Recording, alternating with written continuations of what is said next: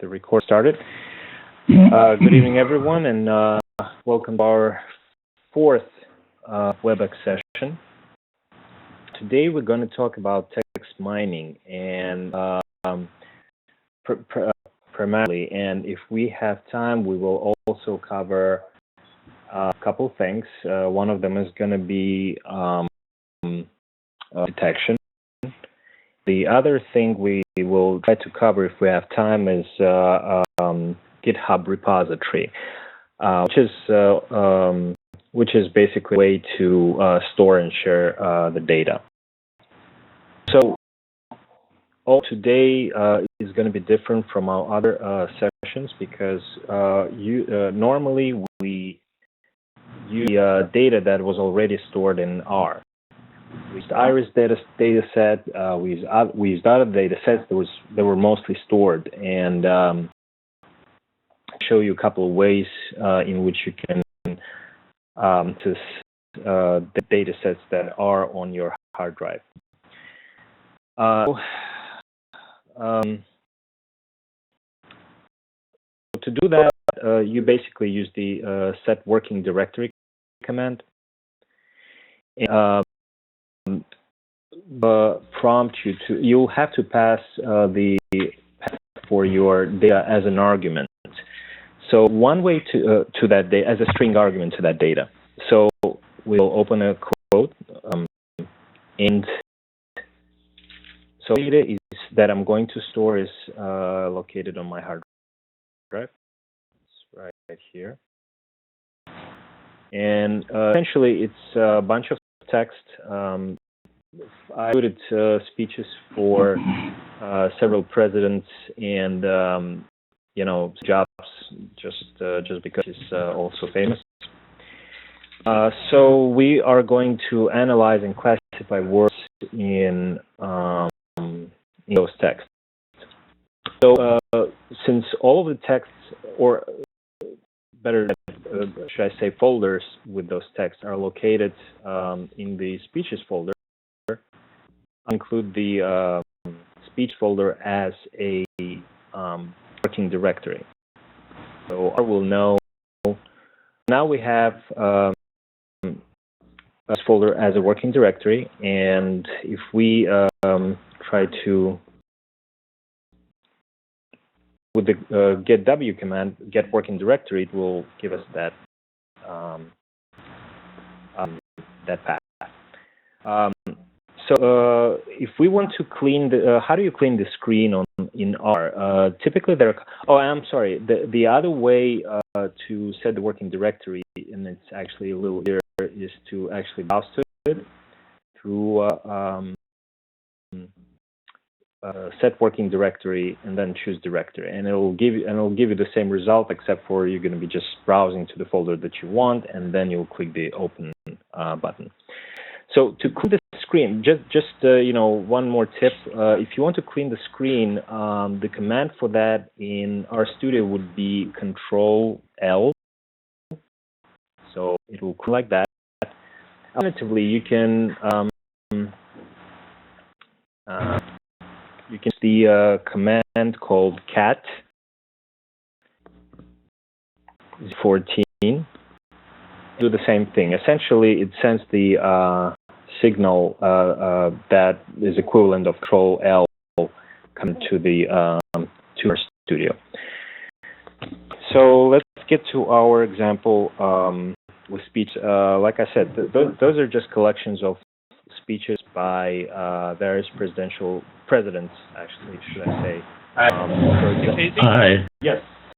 I'm sorry, this is Brad. You ran that pretty fast. What was that?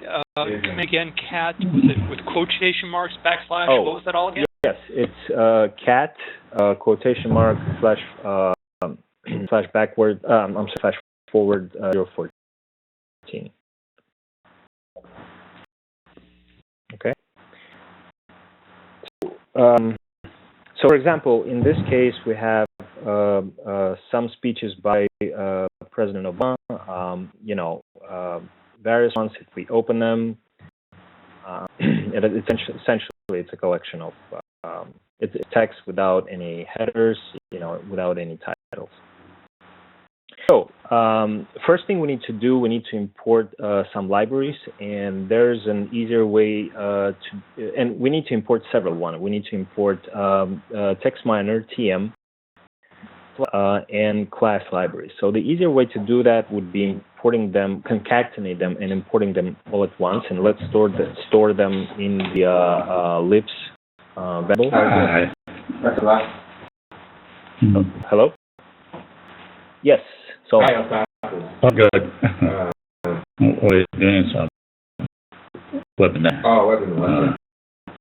I want to ask everybody to mute their microphones unless they are they have a question. Just because the echo coming from the computers is actually making the presentation unstable.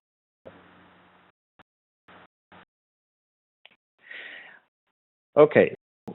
We need to import, like I mentioned, we need to import mining library,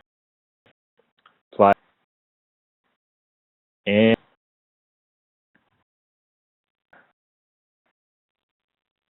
all right, that in that variable. Now we need to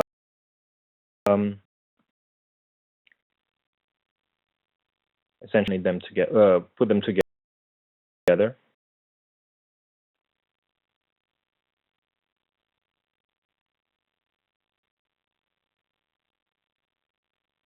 All right, so we got libraries loaded. Again, you could do that through the regular install .package command. This is the easier way to do it. So we need options to strings as factors.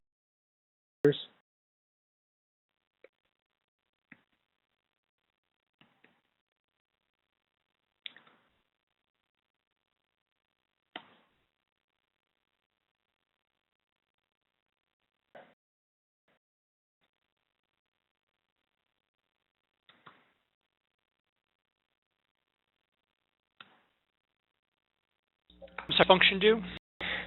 So when you read text data into R, it occasionally converts from text or string or character into nominal or categorical values, and we don't want to do that. So this will prevent R from reading it, from converting it to categorical values.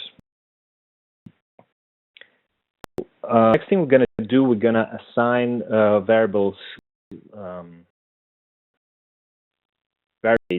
Know the folders where we want to analyze are located. So in this case, let's say we want to analyze and Bush Jr.'s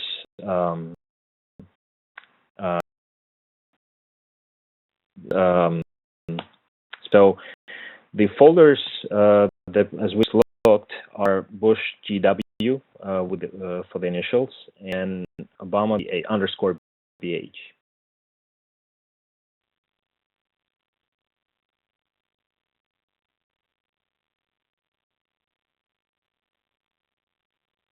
The folders with speeches. Oops. Oh.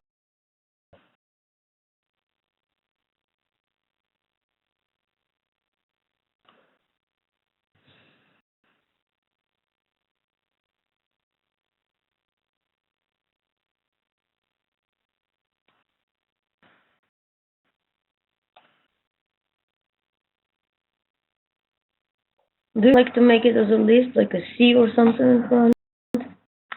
No. Actually, yeah, you're right. My apologies. Thank you. Yeah, you're right. Thanks for catching that. Okay, excellent. So the next thing we will assign called path to those subdirectories, essentially, which we've done when we were setting up the working directory, and make it a string.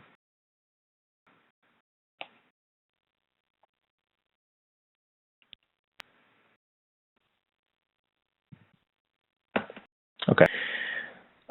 So second, now that we have our initial setup, the second step would be to clean the text, because texts are inherently dirty.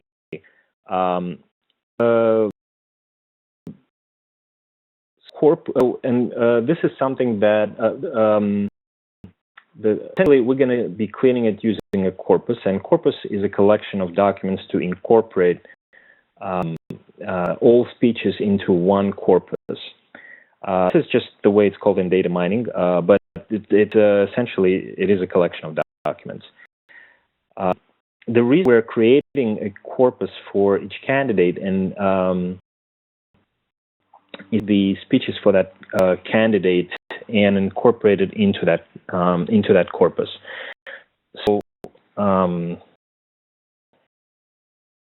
this is a variable clean corpus. So we're going to build a function that will let us run through each for the corpus. Let us run candidate's corpus and perform actions on it. Function called clean corpus with one argument. And be an argument. It's not going to be an object corpus that's going to pop up. So, what I want to do with the text, let's say remove punctuation, and this is what we're going to do here with the line.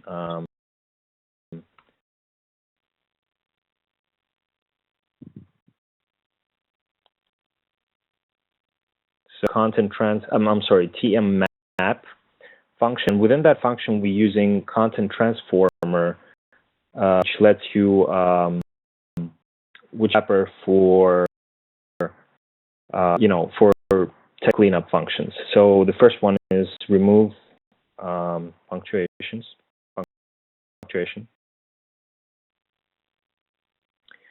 And the syntax is essentially the same. So the only thing that changes is the name of the cleaning function. So we can strip space.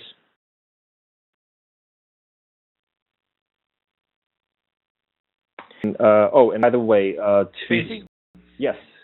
In some of the readings, they were talking about remove white space. I didn't really know what they were referring to. What do we mean by removing white space in this context? So essentially, white space is the space between the words. So a long string of characters with no spaces in between? Right. A white space that's a text more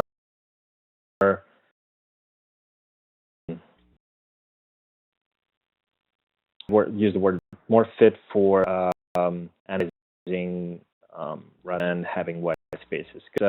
Each space actually counts as a character. But what of that? Because if all of the words are differentiated and it just becomes one long stream of characters, wouldn't that be hard to do word counts anymore? That's a good question.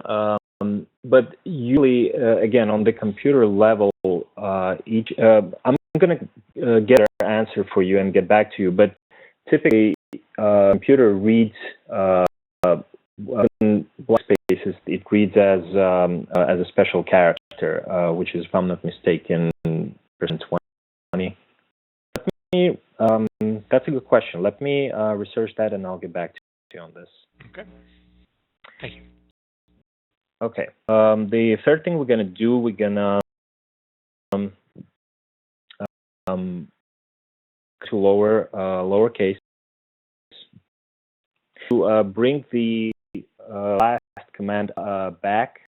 You just push the up button, and it will bring the and as you push it up.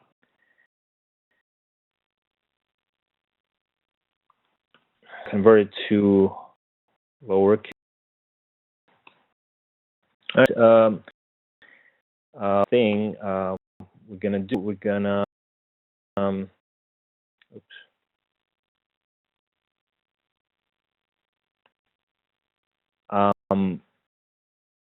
stop words.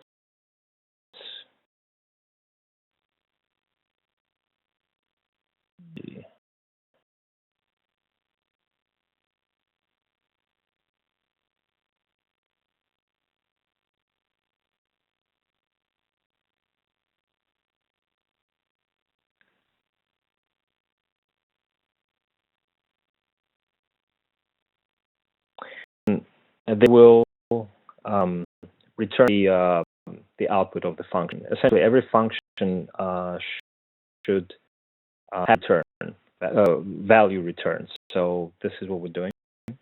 Otherwise, it'd be procedure. Okay, so we have this function here. I think we are going to do. We're going to build a candidate, the matrix for two candidates, and attach the name to each matrix.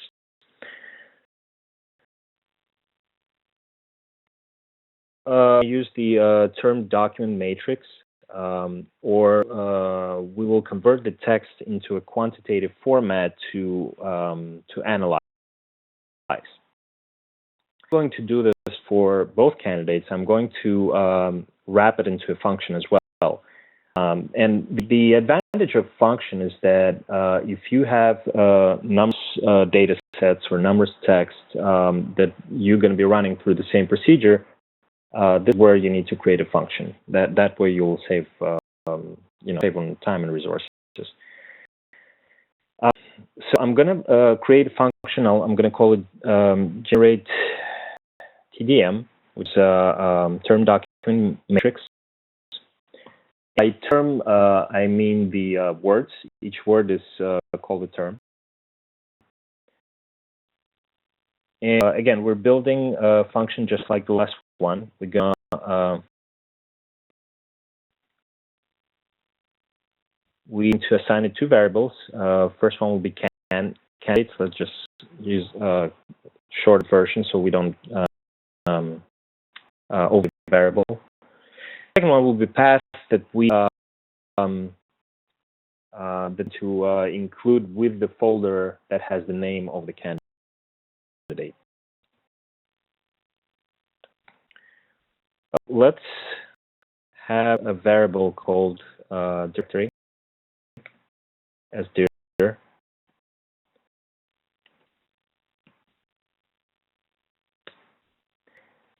And first thing we'll do, we'll essentially print the name of each candidate folder at the end of the path by concatenating two variables. And this is now in type now, it's essentially a regex, and it will computer will understand it as a hash. Then I'm going to include the path variable that would have the name of the folder and variable. One we will. Faizi? Yes. I kind of lost you on the last couple of things. What are we trying to do with the function in generate TDM, and what are we trying to accomplish with this sprint command? So the function essentially we're using function to into a quantitative format to analyze. And the sprintf will essentially print the name of the path will essentially the path argument will have the path to as other folders inside, and will for each date it will differentiate. So for Bush it will have the Bush value, for Obama it will have Obama value, and this will essentially concatenate them and make one big path to the appropriate folder. It didn't. What a need here? Like, not even the technical thing, but what is the problem we're trying to solve with that? So the problem we're trying to solve is essentially to show the R where each text for a specific candidate is located. So because this the Bush under the Bush underscore GW folder, and President Obama's text located under Obama underscore VH. The path that we have right now is just to the general folder where all the candidates are located. Okay, but to tell R that you need text specifically from either folders, we need to add the name of the candidate. The name of the candidate's folder rather. At the end. Does that sense? Still not there yet, because in some of the readings I don't remember seeing these functions used, and so I imagine that we're trying to do something differently here than what correct. we've seen Yes. elsewhere. Yeah, you're absolutely correct. And this is a little bit different. And we're doing this just for the sake of automation. You don't have to do it this way. But we will do this function, and it will let us go through a number of folders a little bit easier. Bite tongue for a bit. I'm sorry to interrupt. I'll let you go on a little further. It will get more. When I finish this, it'll get a little more easier to understand the whole picture. But so bear with me here. Okay. And the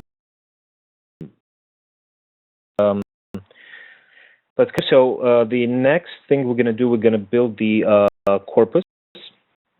Corpus will essentially goes this directory along with the candidate folder name and assign encoding. So it's going to be so it's going into that specific directory.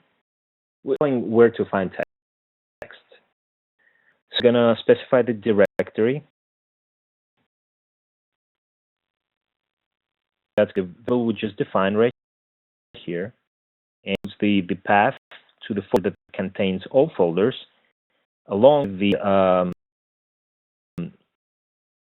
So if we are to look at George Bush's, we're gonna have the path / here's a slash, and then Bush _DW, and how R knows that it needs to go into specifically that. It can find those text that I want them to analyze in this folder. So also we're going to need to specify the encoding here.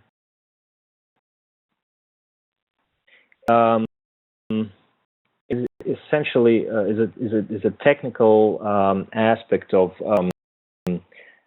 our understanding the characters in the text. Sometimes for Windows, ANSI works better. ANSI. Mac UTF-8/8 works a little better. So depending on you're using, you can specify either one. For Macs or ANSI for Windows. The next one we will find the variable for the cleaned up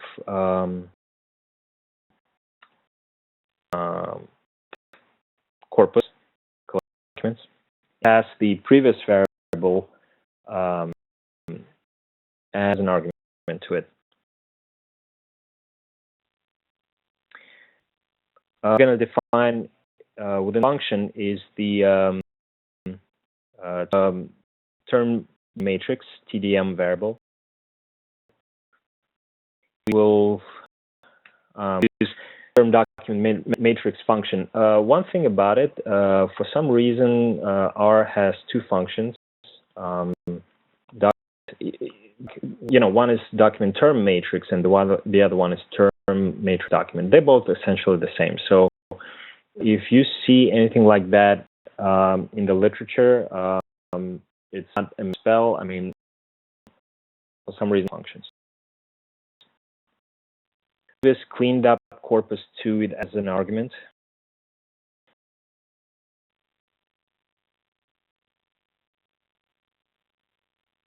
All right. A couple of lines we're going to remove sparse terms or sparse words.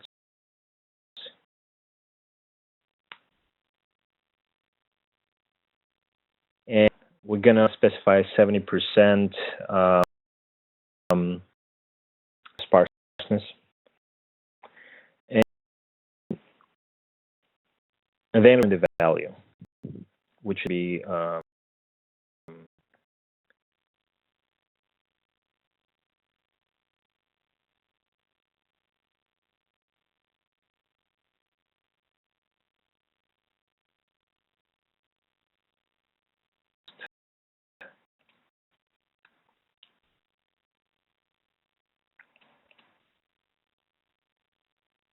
Okay, I have those two functions. We need to loop through each candidate, and then and as we loop, we'll apply generate, or not each candidate, but just the candidate with candidates. We specify two of them, Bush and Obama. We're going to loop through each candidate we specified in the candidates variable, and I generate TDM to each candidate. And then we will pass the name of each path to generate the TDM function. We're going to use the, we're going to assign TDM variable. We apply, spend the variable candidates where, as a first argument, that's with telling our which candidates we want to analyze, second candidates we want to analyze. Second is going to be we're going to apply to each of the candidates for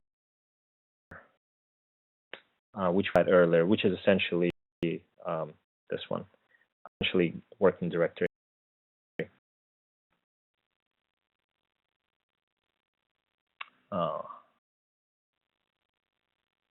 Spell fair.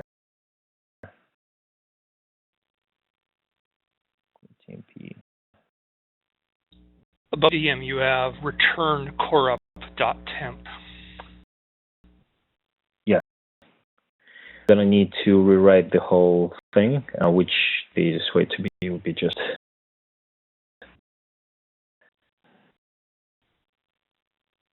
in a history. I do have, you know what? I do have a saved R file in the history, but I do have a saved R file, which will make it a little easier. Mm-hmm.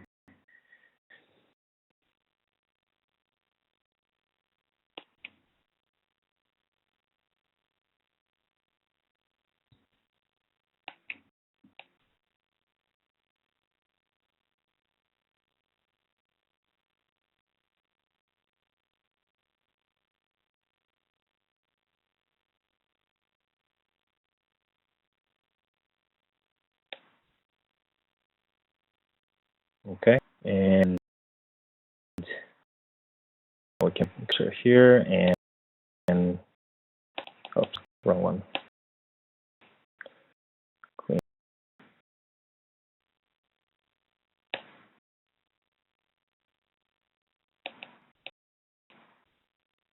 Okay, so we have the clean corpus. Let's try the function again.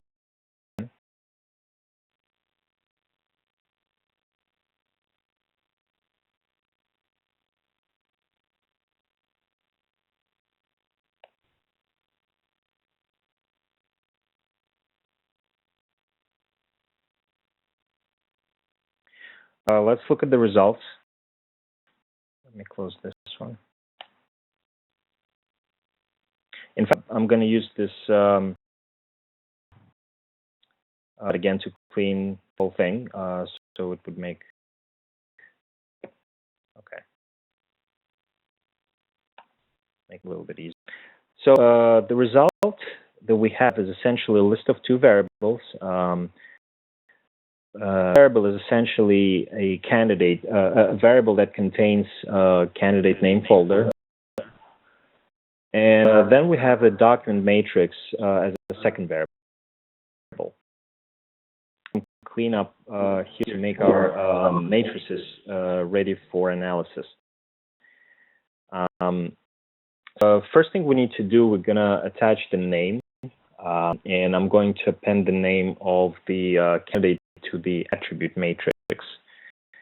So it's, we're going to create a bind candidate to TDM.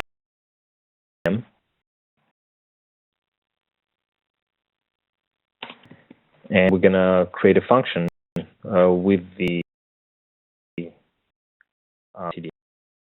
TDM.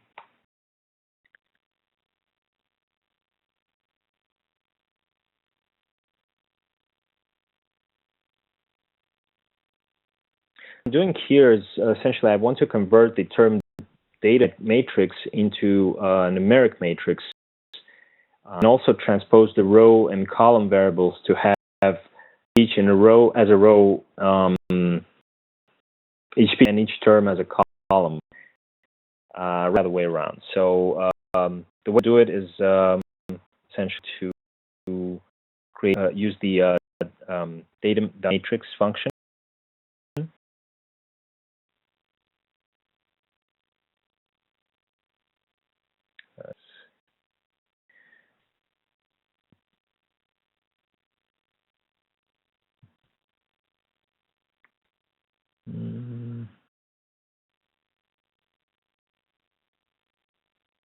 Next step is to convert matrix into a data frame.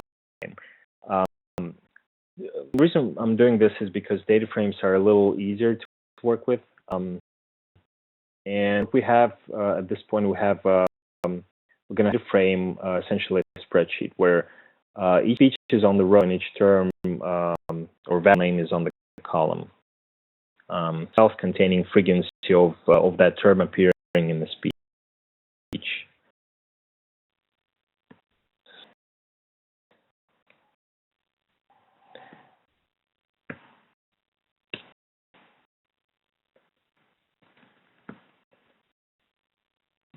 As factors, just to make sure that the data is converted into categorical data.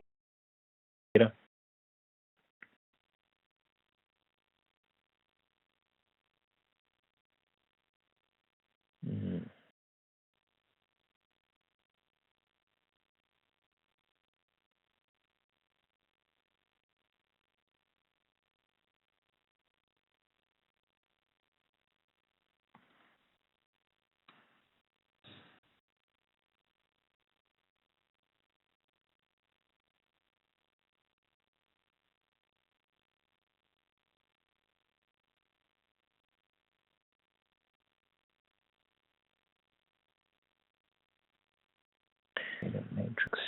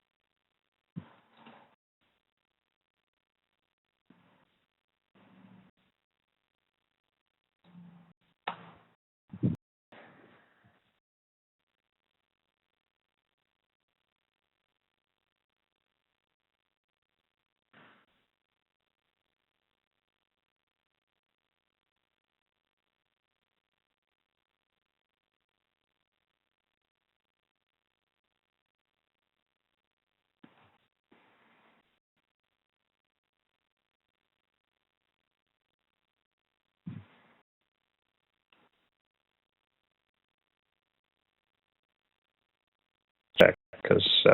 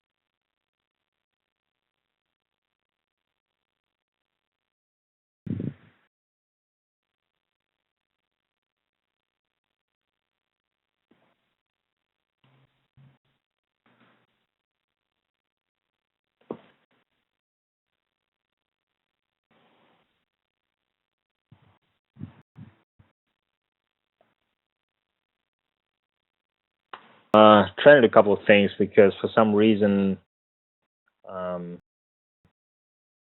can get that. I'm not sure. Essentially, I was trying to take the second of the result and combine it together. So I'll try a little different way.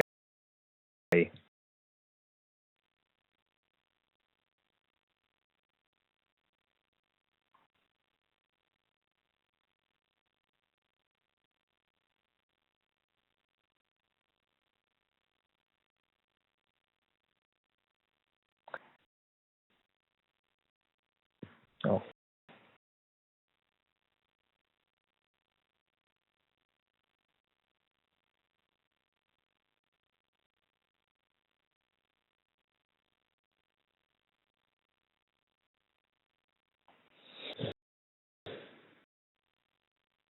Let's clean everything up and just rerun my script because I created a script just for a situation where I might have mistyped something somewhere and it's generating a lot of problems now. Let's just take it a little clearer thing.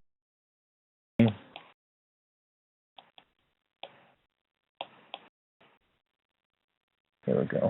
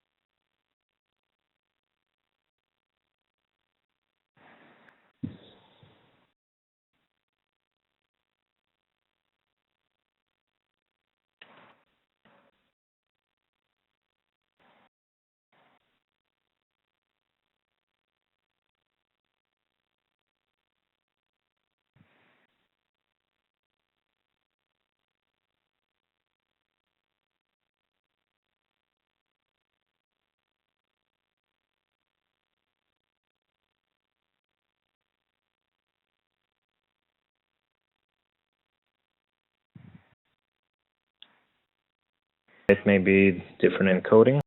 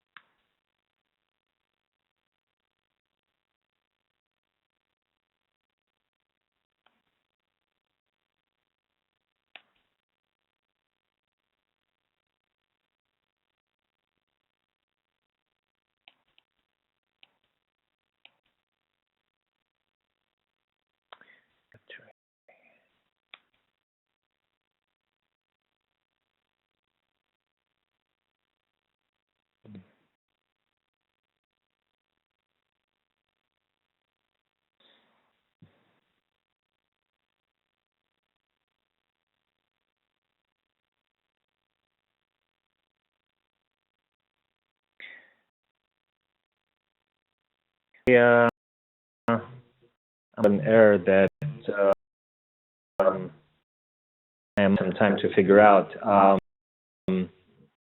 Essentially, what I was going to do afterwards is stack matrices together, like the names of the columns and the rows, stack matrices together, and then create a testing sample and run this testing sample KNN model to generate a prediction and then check for accuracy. I'm going to rerun this case. I'm going to debug this case and rerun it. In the meantime, and I apologize for this technical hiccup. In the meantime, we can discuss the anomaly detection. So, but takeaway from the text mining would be that create a collection of documents into a corpus and apply function, clean the text up using the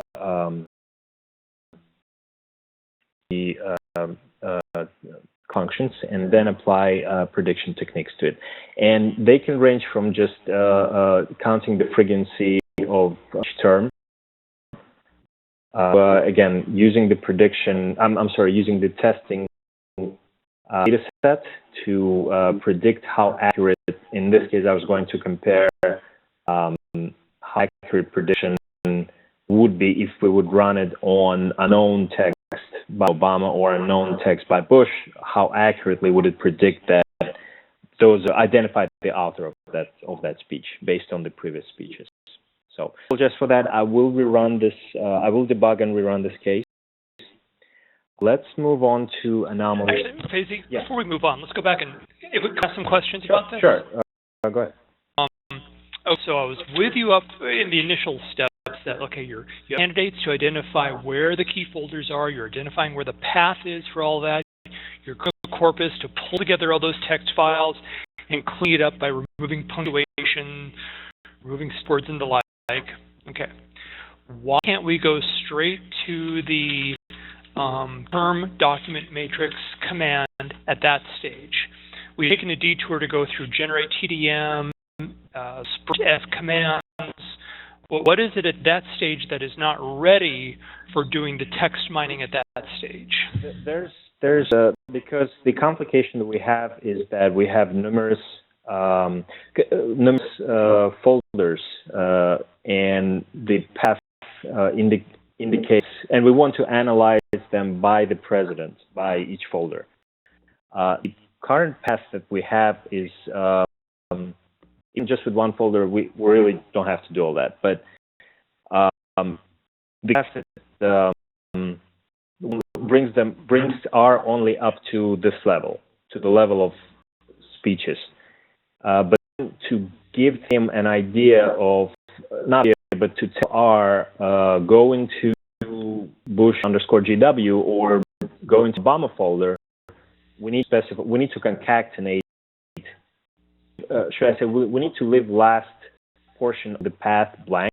Because which one do we want to analyze? Would we want to analyze? We can analyze Obama today. We can analyze Clinton and Jobs tomorrow. So we leave the last portion of the path blank, and we're gonna essentially that generate TDM. First thing it does, it applies the name of the folder. It fills that blank space, and the way R knows which folders are working folders, the full path for working folders, and essentially it generates the term document matrix. Okay. Make sense? Not quite there. Getting closer. So, I mean, I'm one of the beginner students, and so I haven't even been able to get through the R functions yet for a single file, much less the added sophistication of give the flexibility of tapping into different folders and different files. But one of the things that where I was getting tripped up seemingly was on the commands for stemming the words. I didn't notice you doing any of that here. So I was wondering if you could comment about that just be skipped or... Yes, absolutely. It can be skipped. I mean, this is a specific example. I wanted to demonstrate the build of a very simple classification application.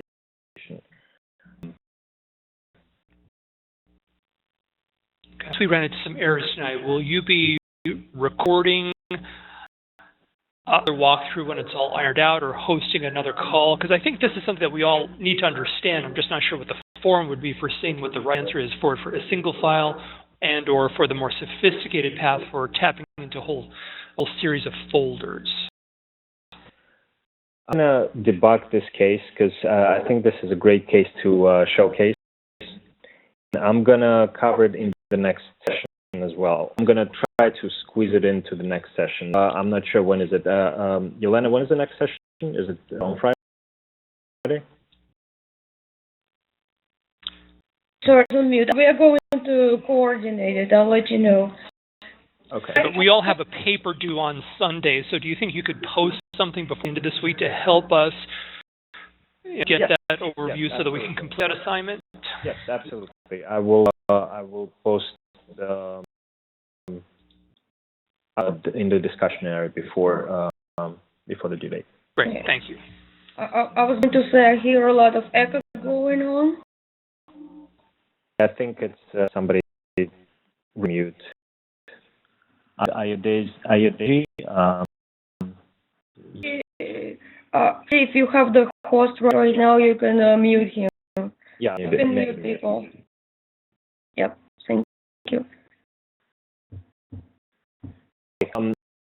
One thing I wanted to anomaly detection real quick. We only have 10 minutes left. One thing I wanted to cover before I go is the GitHub repository. What it is, it's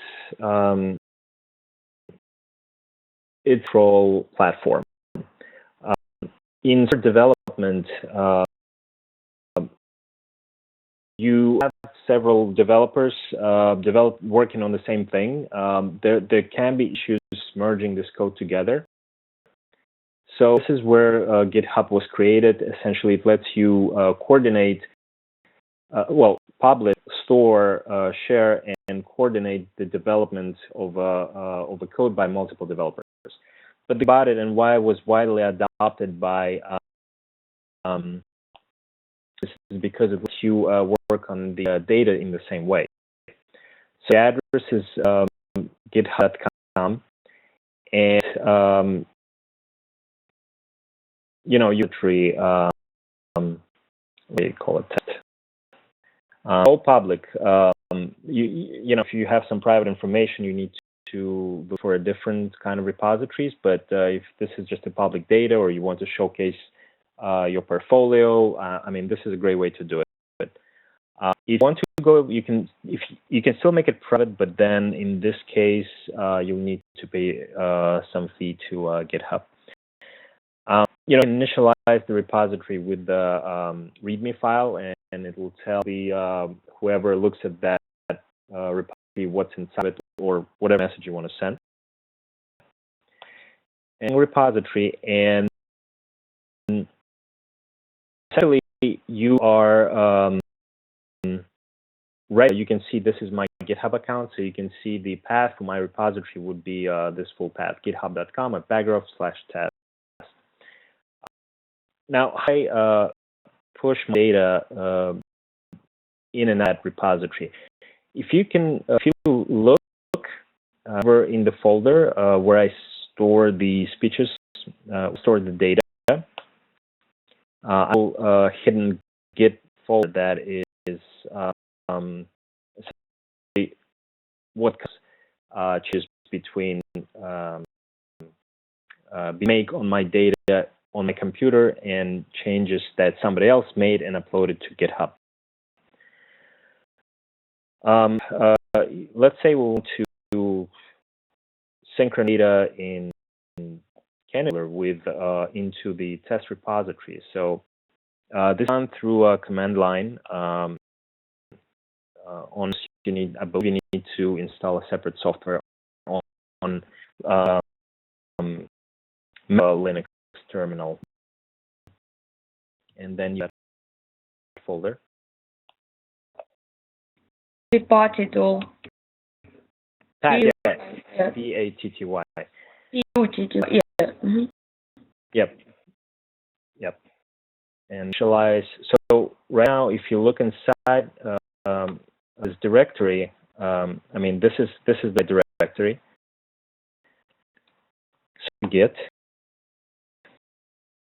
and it's right here. So any changes you're gonna make, it's gonna store here before you save them, and before you save them and push them to GitHub.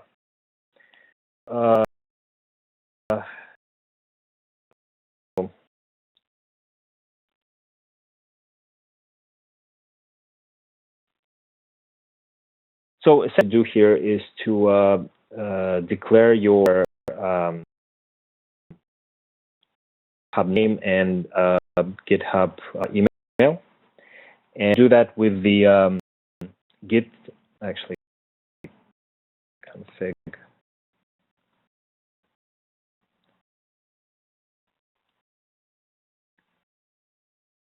My username is Bagroff.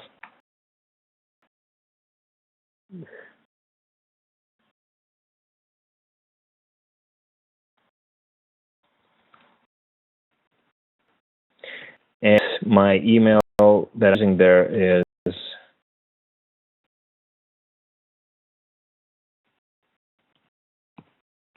bagroff1@gmail.com. Okay. Changes, you can look. Okay, the variables name and email are populated. So to turn the files repository, essentially, to add the files with the command git add, and then put dot to include all files in that repository.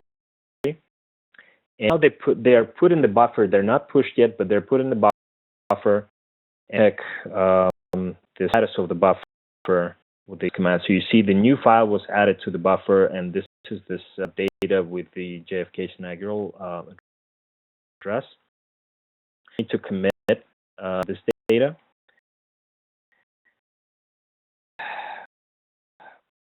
Essentially, open up a text that will where you need to change just with your own words, or you don't have to write anything there, but just testing, loading, and then file, and just commit it. Now, next time you're going to push, and then you push with the to the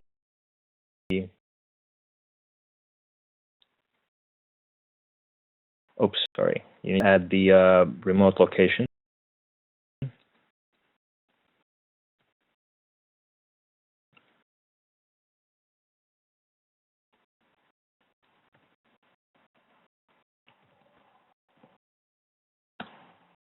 Okay. The oops.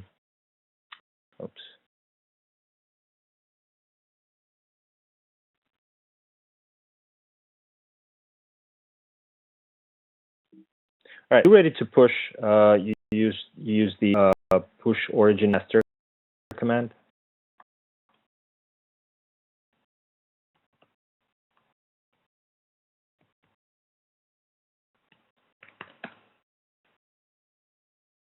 Okay, and now if I'm going to refresh it here,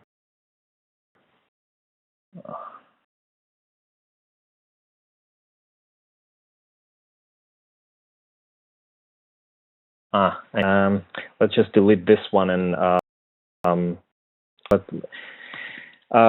reason I'm having this error is because I created this README file that's not here, so I'm getting this error. So if we download this file first, then we will have more current version what's working at, and then we can upload this this data. So to download whatever is there, we use the pull command. The same command was just replacing push with pull. Again, a file.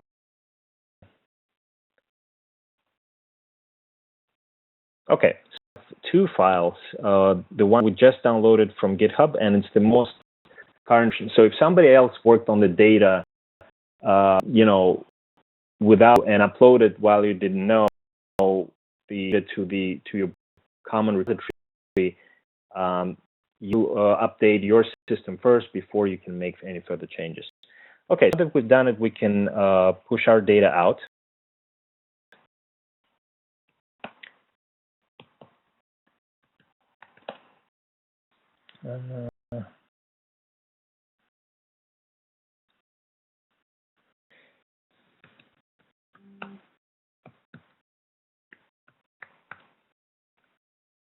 Okay, so I just pushed the data from my computer to the newly created repository.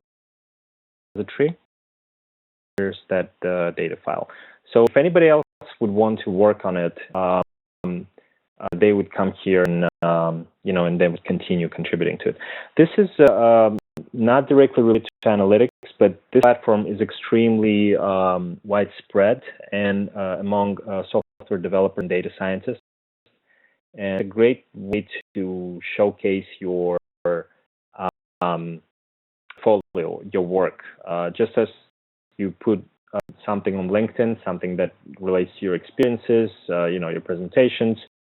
If you have data that you worked on, or if you have a code that you worked on, like the R script that I used before, we run the steps, you can upload it here, and I can see it. Again, I apologize for the mishap that we had. I'm going to post the information that will clarify. Feel free to send me any questions. And we're going to post the information about the next WebEx announcements. Before I go, anybody got any questions?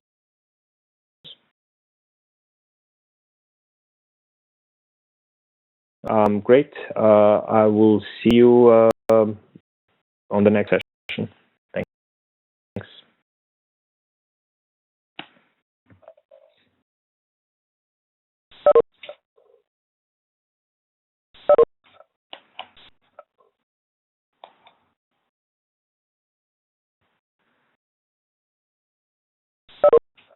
Record, Daisy.